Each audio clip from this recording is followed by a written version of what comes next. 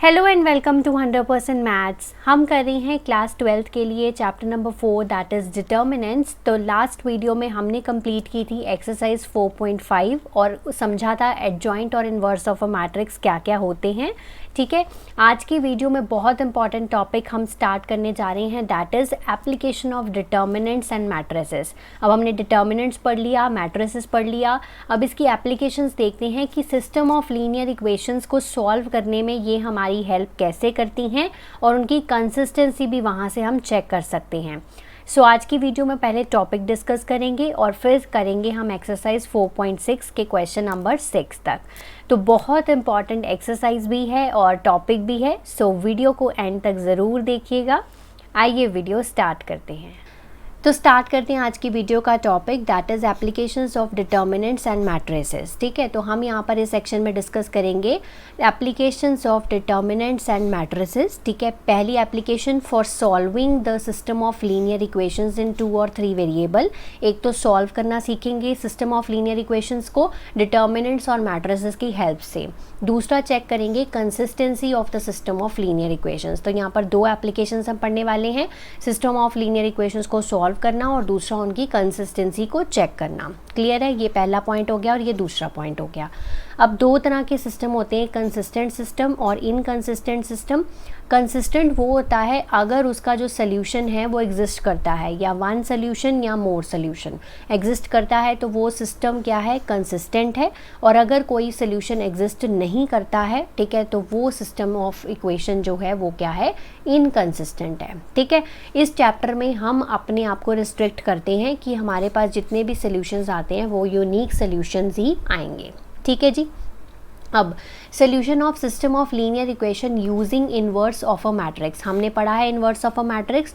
इसको यूज़ करके अब हमने सिस्टम ऑफ लीनियर इक्वेशंस को सॉल्व करना है। ठीक है, so let us express the system of linear equation as matrix equation and solve them using the inverse of the coefficient matrix. तो देखो कैसे कर रहे हैं, consider the system of equations. तो हमने इक्वेशंस कंसिडर करी, a1x + b1y c1z is equal to d1, a2x b2y c2z equals to d2, a3x b3y c3z और इज इक्वल टू d3। ये तीन इक्वेशंस हमने ले ली। अब इसको अगर मैट्रिक्स फॉर्म में करना हो तो हमने मानना है सबसे पहली मैट्रिक्स A मैट्रिक्स। इसमें हम लिखेंगे ये जो x, y और z हैं ये वेरिएबल्स हैं। ठीक है, और वेरिएबल्स के ये क्या हैं, कोफिशिएंट्स हैं, a1, b1 और c1। ये कोफिशिएंट्स लिखेंगे पहली इक्वेशन के पहली रो में, दूसरी इक्वेशन के दूसरी रो में, तीसरी इक्वेशन के तीसरी रो में।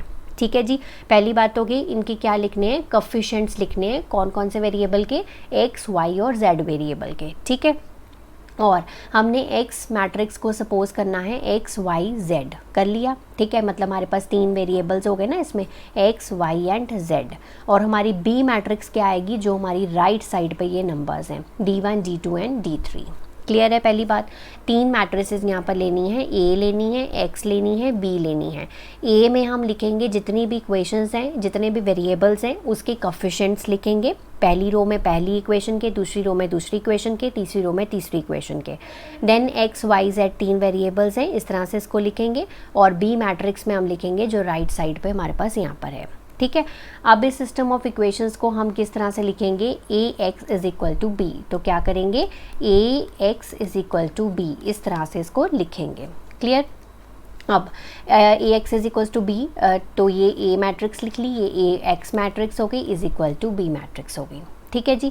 अब यहाँ पर केस नंबर 1, केस नंबर 1 मतलब हमने क्या करना है, किसी भी मैट्रिक्स को लेकर उसका सबसे पहले डिटर्मिनेंट चेक करना है। ठीक है, अगर तो उसका डिटर्मिनेंट जो है वो नॉट इक्वल टू 0 है, यानी कि वो क्या है, एक नॉन सिंगुलर मैट्रिक्स है। तो जब भी हमें क्वेश्चन गिवन होगा, क्वेश्चन से पहले हम इस फॉर्म में लिखेंगे सारा कुछ, फिर चेक करेंगे डिटर्मिनेंट ऑफ A। अगर वो determinant of A not equal to 0 है, यानी कि वो नॉन सिंगुलर मैट्रिक्स है, तो केस नंबर 1 बनेगा। तो मतलब जो इन्वर्स है वो एग्जिस्ट करता है। ये हमने पिछली एक्सरसाइज में भी करा था, जब भी हमें कोई मैट्रिक्स गिवन होती थी हम सबसे पहले डिटर्मिनेंट चेक करते थे और फिर बताते थे कि A इन्वर्स एग्जिस्ट करता है या नहीं करता है। ठीक है जी। अब यहाँ पर ax is equals to b करेंगे। अब क्या करना है, मल्टीप्लाई करना है दोनों तरफ ए इन्वर्स के साथ। तो ए इन्वर्स को दोनों तरफ मल्टीप्लाई कर दिया, तो ए इन्वर्स इंटू ए, ये क्या हो जाएगा, आइडेंटिटी मैट्रिक्स। आपको बताया था किसी भी मैट्रिक्स को उसके इन्वर्स के साथ मल्टीप्लाई करो तो वो क्या बन जाती है, आइडेंटिटी मैट्रिक्स। ठीक है, इधर क्या हो गया, ए इन्वर्स बी, तो आई इंटू एक्स क्या हो जाएगा, एक्स ही रह जाएगा, तो एक्स आ गया is equal to A inverse B. Clear है। दिस मैट्रिक्स इक्वेशन जो है वो यूनिक सोल्यूशन प्रोवाइड करता है। ठीक है, क्योंकि जो इन्वर्स होता है वो हमेशा क्या होता है, यूनिक होता है, और इस मेथड को हम बोलते हैं मैट्रिक्स मेथड। मैट्रिक्स मेथड की हेल्प से हम इसको सॉल्व करेंगे।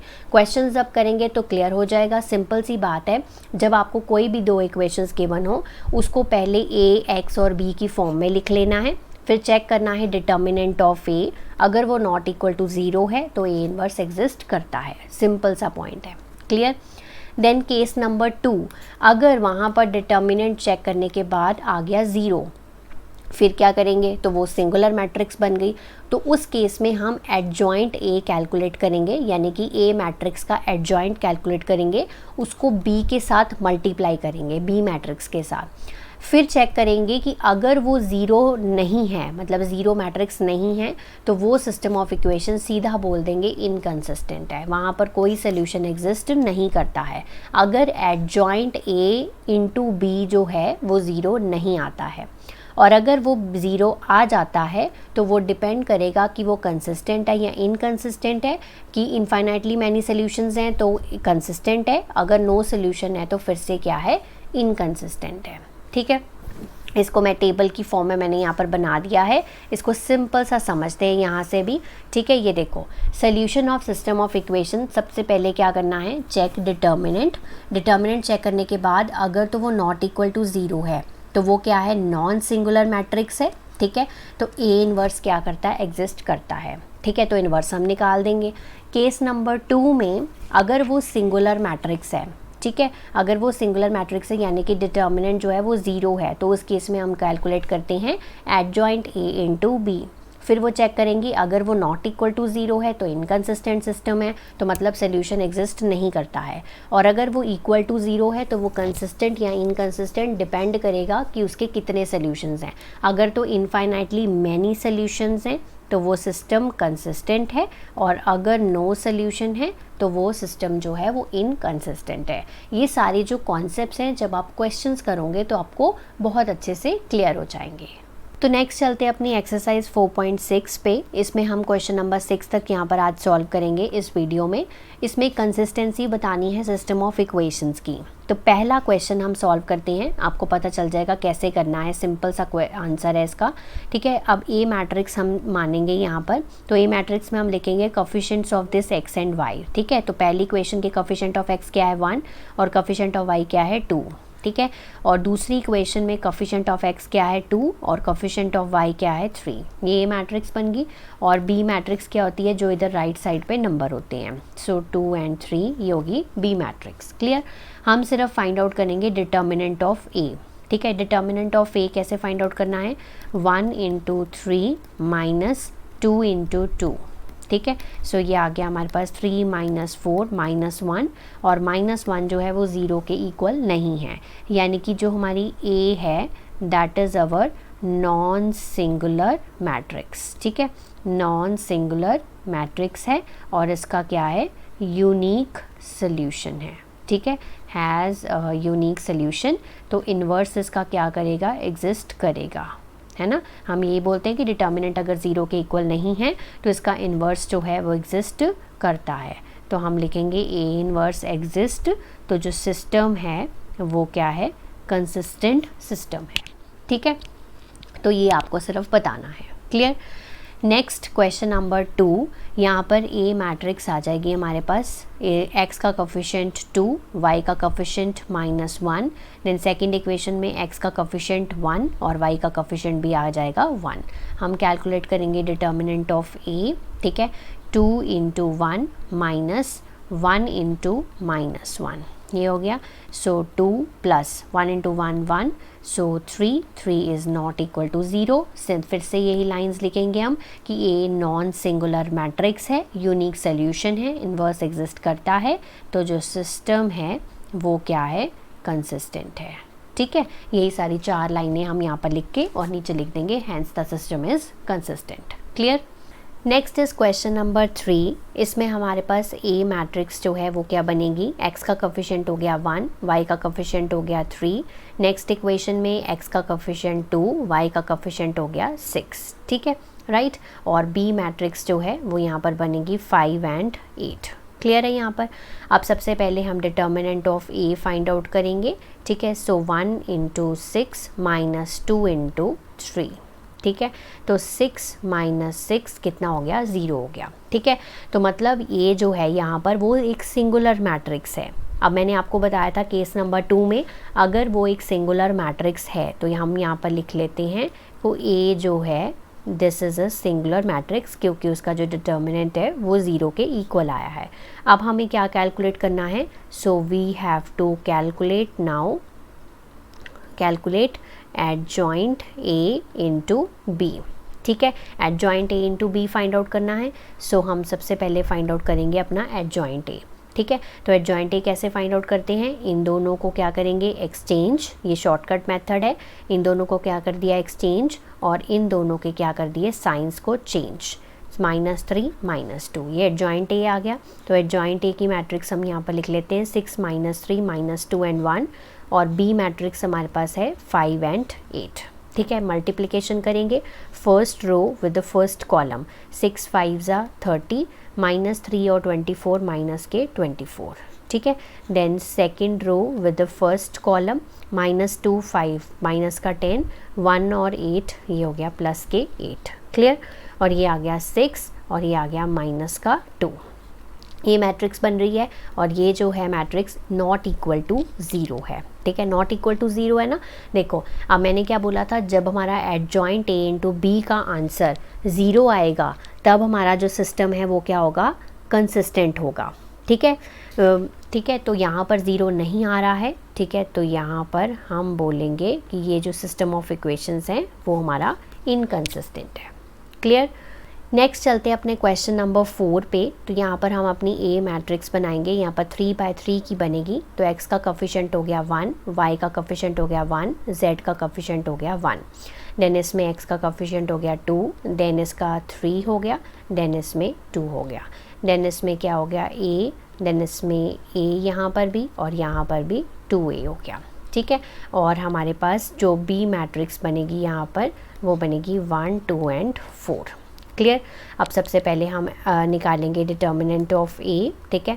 तो हम मैं एक्सपैंड करने जा रही हूँ यहाँ पर अलोंग रो R1, ठीक है। डिटर्मिनेंट ऑफ ए निकालना है हमें, तो मैं एक्सपैंड करने जा रही हूँ अलोंग रो R1। तो रो R1 के एलिमेंट्स क्या होते हैं, A11 A12 एंड A13।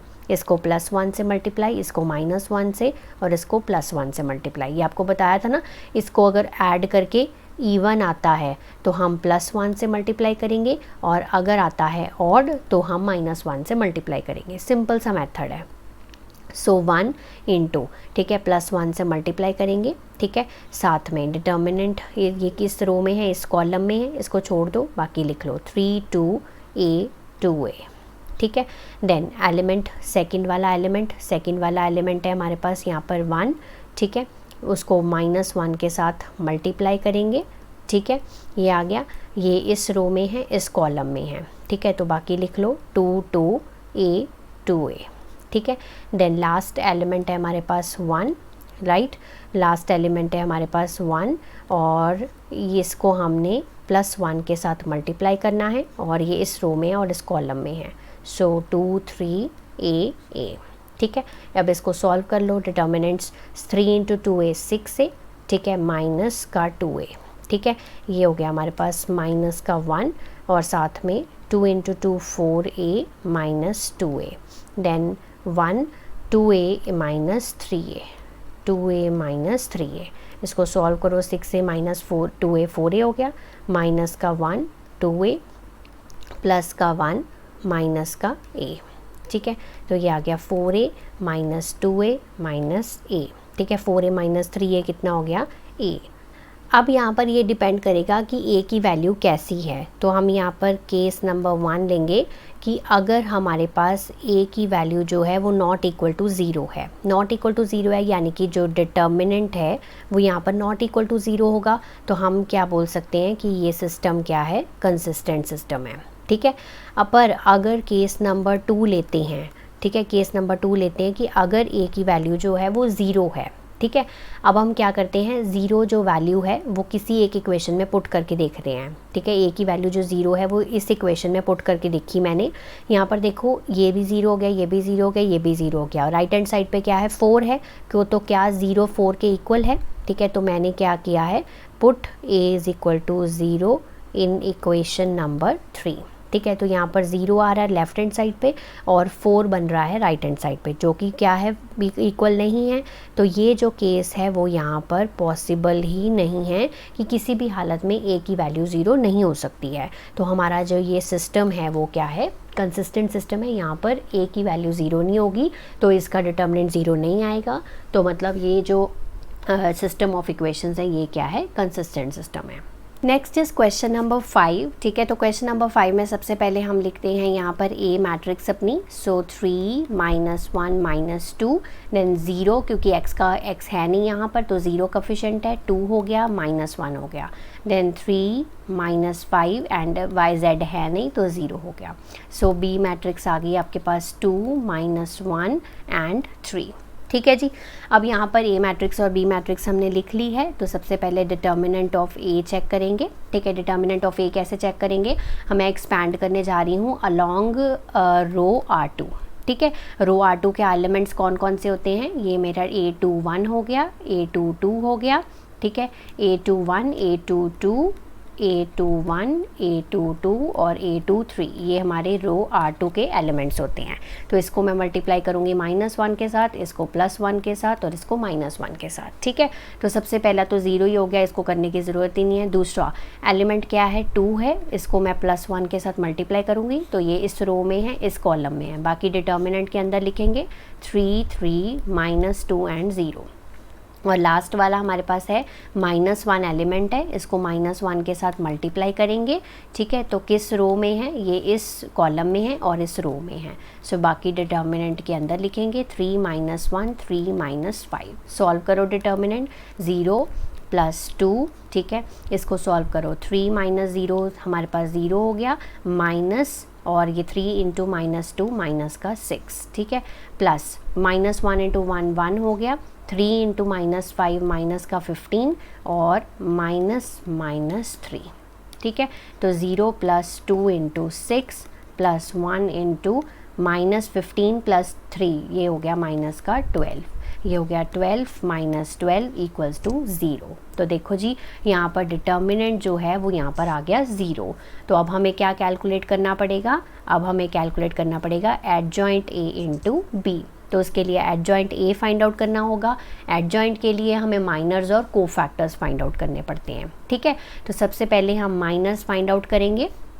तो सबसे पहला माइनर क्या आएगा, ये इस रो में है, इस कॉलम में है, तो 2 × 0 0, ठीक है, -5 × -1 दैट इज़ +5, तो 0 - 5 कितना हो गया, -5, ठीक है। सो 1 2 M12 कितना आएगा हमारे पास, यहाँ पर ये इस रो में है, इस कॉलम में 0 × 0 0, माइनस माइनस हो गए प्लस, तो 0 + 3 3, ठीक है। M13 ये इस रो में है और इस कॉलम में है, तो 0 × -5 0, -6 = -6। देन M21 सेकेंड रो के फर्स्ट एलिमेंट का माइनर ये वाला, ठीक है, -1 × 0 0, -5 × -2 माइनस का 10, ठीक है, प्लस का 10 हो जाएगा ना, बीच में माइनस आ जाएगा, तो माइनस का 10। M22, ठीक है, सेकेंड रो सेकेंड कॉलम, ठीक है, 3 × 0 0, माइनस देन 3 × -2 माइनस का 6, प्लस का 6 हो गया तो 6 आ गया। Then second row third element ये हो गया इस रो में, इस कॉलम में, 3 × -5 माइनस का 15, -3 दैट इज़ +3, ये हो गया माइनस का 12। देन थर्ड रो का फर्स्ट एलिमेंट, ठीक है, ये हो गया -1 × 1 1, ठीक है, माइनस माइनस प्लस का 4 that is = 5। Third row the second element, ठीक है, थर्ड रो का सेकंड एलिमेंट ये हो गया हमारे पास, ये इस रो में है और इस कॉलम में, 3 × -1 माइनस का 3 प्लस का 0, ठीक है, तो ये हो गया माइनस का 3। Then third row third element ये हो गया 0 हमारा, ठीक है। ये इस रो में, इस कॉलम में 3 इंटू 2 6 प्लस 0 दैट इज़ 6, ठीक है। अब इसके निकालेंगे करस्पॉन्डिंग कोफैक्टर्स, ठीक है। तो यहाँ पर लिख लेते हैं A21, A22, A23, then A31, A32, then A33, ठीक है। तो क्या करना है, इसको +1 के साथ मल्टीप्लाई, -1 के साथ, +1 के साथ, 3/3 मैट्रिक्स का मैंने आपको बताया हुआ है, plus minus plus, minus plus minus, then plus minus plus, ठीक है। -1 +1 -1 +1 -1 +1, ठीक है। आप करस्पॉन्डिंग माइनस की वैल्यू डालिए यहाँ पर साथ में, ठीक है। तो -5, देन 3 -6 -10 6 -12 5 -3 6, ठीक है। तो करस्पॉन्डिंग कोफैक्टर्स की वैल्यू आ रही है -5 -3 -6, then this is 10 6 12 5 3 and last is 6, ठीक है जी। तो हमारा एडजॉइंट ए की जो मैट्रिक्स बन रही है दिस इज -5, ठीक है, -3, देन माइनस का 6, देन 10 6 12, देन 5 3 एंड 6, ठीक है। ये हमारे पास बन रही है। तो यहाँ पर कैसे लिखते हैं, A11 A12 A13, then A21 A22 A23, then A31 A32 A33, ठीक है जी। अब ये आ गया एडजॉइंट ए। अब हम कैलकुलेट करते हैं इसका एडजॉइंट ए इंटू बी। हमारे पास एडजॉइंट ए का आया था और बी मैट्रिक्स हमारे पास 2 -1 और 3 है, ठीक है। तो first row with the first column, तो ये हो जाएगा -5 इंटू 2 माइनस का 10, 10 इंटू -1 माइनस का 10, 5 इंटू 3 15, ठीक है। Then second row with the column -3 into 2 6, 6 into -1 minus का 6, 3 into 3 9, then third row with the column -6 into 2 12, 12 into -1 -12, 6 into 3 18, ठीक है। तो ये हो गया माइनस का 20 plus 5 that is -5, then minus का 12 प्लस 9 माइनस का 3, माइनस का 24 प्लस 18 दैट इज़ माइनस का 6, ठीक है। तो अब ये देख सकते हो कि ये नॉट इक्वल टू 0 है, तो सिस्टम ऑफ इक्वेशंस जो है वो यहाँ पर क्या है, इनकंसिस्टेंट है। तो ऐसे आपको ये पूरा सॉल्व करना है। Next is question number 6। तो ए मैट्रिक्स यहाँ पर आ गई हमारे पास 5 -1 4 2 3 5, देन 5 -2 एंड 6, ठीक है। कोफिशिएंट्स लिख लिए एक्स वाई जेड के, और हमारे पास जो बी मैट्रिक्स है वो है 5 2 एंड 1। हम डिटर्मिनेंट चेक करेंगे सबसे पहले, ठीक है। तो मैं यहाँ पर कोई ज़ीरो तो है नहीं, तो हम रो R1 के साथ ही इसको एक्सपैंड कर देते हैं। तो पहला एलिमेंट है, इसको +1 के साथ मल्टीप्लाई, दूसरे एलिमेंट को -1 के साथ, तीसरे एलिमेंट को +1 के साथ। ये तो पता है ना, रो R1 के एलिमेंट्स इस तरह से होते हैं, ठीक है। तो यहाँ पर ही नंबर जो है वो ऑड बन रहा है, इसलिए यहाँ पर -1 के साथ करेंगे, बाकी के साथ +1 के साथ। तो पहला एलिमेंट है मेरा 5 और इसको +1 के साथ मल्टीप्लाई, इस रो में है, इस कॉलम में है, तो इस बाकी को डिटर्मिनेंट के अंदर लिखेंगे, ठीक है। देन सेकंड एलिमेंट है मेरा यहाँ पर -1, इसको -1 के साथ मल्टीप्लाई, इस रो में है, इस कॉलम में है, बाकी को लिखेंगे डिटर्मिनेंट के अंदर, ठीक है। तीसरा एलिमेंट है मेरे पास 4, इसको +1 के साथ मल्टीप्लाई, इस रो में है, इस कॉलम में है, तो बाकी को लिखेंगे डिटर्मिनेंट के अंदर, ठीक है जी। डिटर्मिनेंट सॉल्व करो, 5 इंटू 3 6 18 -2 इंटू 5 प्लस का 10 हो गया, -1 इंटू 1 प्लस का 1, 2 6 12 -25, देन 4 इंटू 2 इंटू 2 -4 माइनस का 15, ठीक है। सो 5 इंटू 28 प्लस 12 -25, ये हो गया माइनस का 13, देन +4 इंटू -19, ठीक है। 28 इंटू 5 140 -13, देन माइनस का 76, ठीक है। सो 140, ये दोनों को ऐड करेंगे तो 89, तो equals to 51, that is not equal to 0। तो जो सिस्टम ऑफ इक्वेशंस है यहाँ पर ही बता देंगे हम कि कंसिस्टेंट है, ठीक है जी। सो आई होप आज के क्वेश्चंस आपको अच्छे से क्लियर हो गए हैं। नेक्स्ट वीडियो मिलेंगे कि कैसे इनका इन्वर्स भी फाइंड आउट करना है। तो नेक्स्ट वीडियो मिलेंगे नेक्स्ट क्वेश्चंस के साथ। तब तक आप इसको प्रैक्टिस करिए, रिवाइज करिए। Have a nice day to all of you.